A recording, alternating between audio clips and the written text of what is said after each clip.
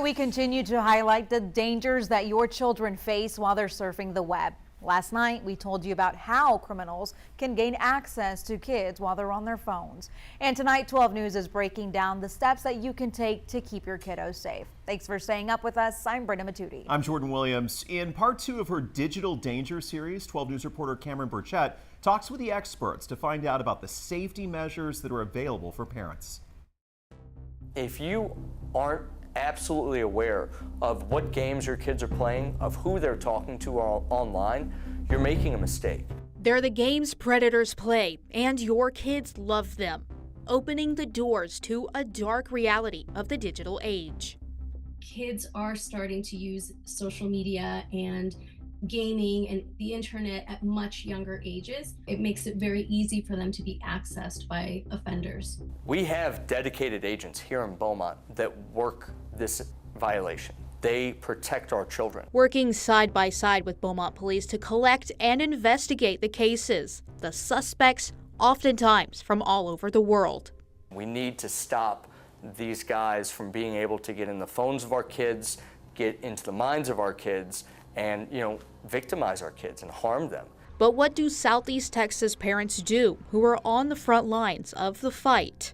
Number one, delaying access to digital devices as long as possible. I know that's really hard in today's world, but that would be the first step. But even before you get to that point, it's really important to educate yourself and then educate your children. And then third is really to have a media agreement, a technology agreement with their child before handing over that device. When cell phones are absolutely needed, parents should shop for certain safety features. So you want to have some strong parental controls, things that are pretty foolproof, things that make it easy for a child or for the parent to report abuse.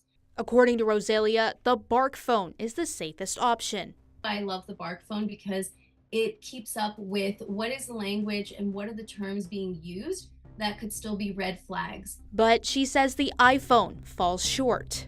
A child on iMessages wouldn't be able to report easily if they were being groomed. Luckily, there are companies dedicated to being proactive, one being Snapchat Incorporated. The application is tightening its protection against strangers online, giving parents some peace of mind.